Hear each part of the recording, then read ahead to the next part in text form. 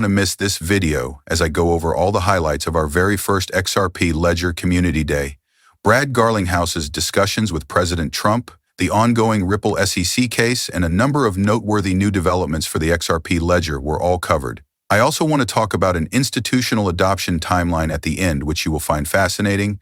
So, watch the entire movie. I have more than 380 days of profitable cryptocurrency trading experience, steadily turning a profit each month. My followers have copied my trades and made over $29,000 in profits in the previous 90 days alone. Do you wish to view my confirmed statistics? To begin duplicating my trades and the XRP price chart for free right now, click the first link in the profile description. I want to start this video by just talking about one of my favorite things about XRP Community Day, since it's essential to showcasing how strong the community is. I move between different areas a lot during the event, giving special attention to the Bitcoin maximalist atmosphere. Now, I was mostly interested in hearing their thoughts to see how they dealt with things. Were they concerned? Did they disseminate misleading information? What were their thoughts on the happenings in the XRP Ledger community? One of the most interesting things I noticed is that they confirmed one of my main hypotheses about the causes of their intense XRP phobia. That's because they sensed the momentum. They see the happenings. They are aware of this new system's potential strength. One of the most interesting things I heard them say was, how are there 2,5,0,0,0 people in this space? Why is XRP being listened to by so many people? This room contains just 400 people. This isn't good. In what way can we expand the population in this region?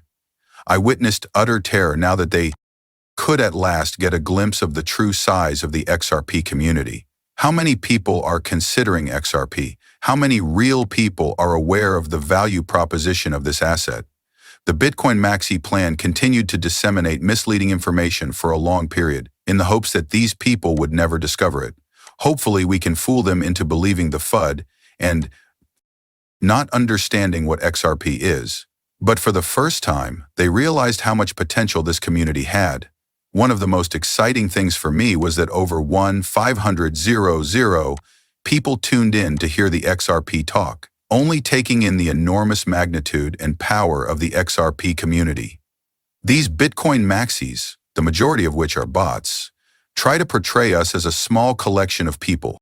That may be the most absurd thing you've ever heard, guys. This really made maximalists take notice of it today. I could hear them worrying about that all day long, I'll tell you. That being said, this is the first major development since XRP Ledger Community Day, and I would want to talk about another exciting item here. This indicates that tokenized treasuries valued at $185 million are now being added to the XRP Ledger. Given that the XRP Ledger is among the top blockchains for tokenization, this is really intriguing. A lot of work is being done behind the scenes to tokenize some of these financial items on the ledger. But this is little in comparison to what will occur.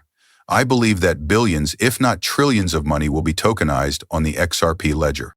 But what a wonderful start. For the XRP Ledger, more partnerships are being formed. This one involves the XRP Ledger, BlackRock, and Ondo. It's great that so many people are coming back to the XRP Ledger after avoiding it because of the Ripple SEC case. One of the things I mentioned early on was how frustrating this Ripple SEC lawsuit is. It's terrible that we have to be here. However, a number of corporations and organizations will counter that this is one of the most compliant blockchains available. Ripple continues to grow at this rapid pace. They are growing their book of business with the world's biggest financial institutions. We need to put some money down here, and we're seeing just that.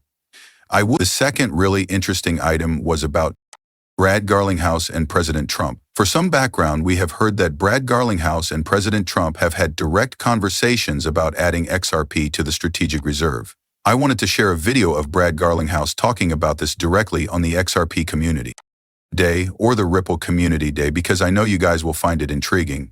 One of the highlights of the day was learning about his close cooperation with the Trump team. Folks, the first American president was Donald Trump. XRP is the digital asset that symbolizes the American neighborhood hero. This combination is perfect. In this video, I think Brad Garlinghouse will to that. Take note of this.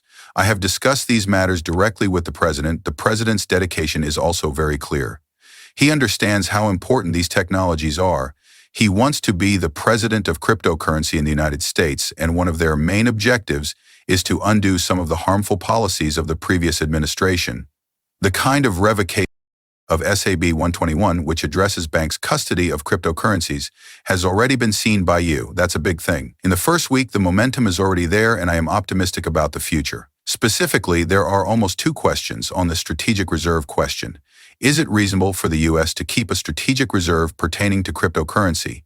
This will be decided by our elected authorities and politicians. To make that more likely, we want as much support as we can. Moreover, it is not accurate that I oppose Bitcoin or even a strategic cryptocurrency reserve. This is obviously untrue. In the event that the U.S. decides to do this, let's optimize the consequences for cryptocurrencies. No matter how you feel about their particular policies, this administration has consistently demonstrated that America comes first. Prioritizing American innovations is their aim. They want to give preference to American corporations because of the penalties imposed on them over the last 4 years. They express their desire to help those companies. As a result, the tribalism that has emerged over the past weekend is annoying. It only makes sense to diversify beyond a single asset if there is a crypto strategic reserve. However, we should provide widespread support for the industry, as I stated in my tweet from yesterday.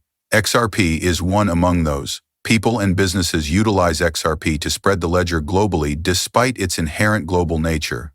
We are holding this event today for that reason.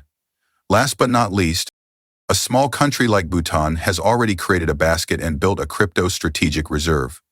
Furthermore, that was untrue. I understood it.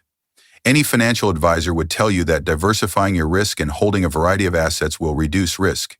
Again, if we want to improve the likelihood that it will pass Congress and win the president's support, it only makes sense to know his goals and points of view, but maybe we won't argue over that one again. My thoughts on it are summed nicely in my tweet from yesterday. That was amazing. He concludes by saying that passing President Trump must be a basket case, which is true. Brad Garlinghouse confirmed that he was conducting the conversations in the video. He has also informed Trump that the most rational course of action would be to use a basket of cryptocurrencies. He brings up a really good point about Bhutan. The person who created Bitcoin is unknown. The future of the XRP ledger protocol and the Bitcoin protocol is unknown to us. If the U.S. bases its sovereignty on a cryptocurrency network, it won't become the only reserve. It just doesn't make sense. They intend to use a basket and multiple different networks to strategically disperse risk while investing in innovation. And as Brad said, Trump has always prioritized America. The U.S.-based cryptocurrency firm Ripple was founded. I think that XRP's role as the strategic reserve will be a great opportunity for us to see President Trump take all the required actions to make reparations. We'll wait and see what happens with taxes and other issues. In 2025, Stuart Alderati reiterated his strong conviction that this case will be dismissed. Consequently, there is greater excellent consensus that this is coming to an end. Discussions between Ripple and Trump's staff are still continuing on, as is the institutional adoption of Ripple. It seems obvious to me that all of these things will occur. We can already tell that the momentum is there, the folks are at the right place, but we are just waiting for a schedule of some kind to see this. We actually have one of those timelines presently, as I indicated in the opening.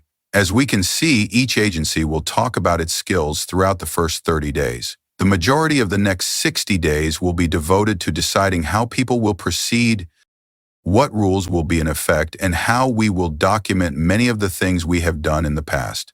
Within the first 180 days,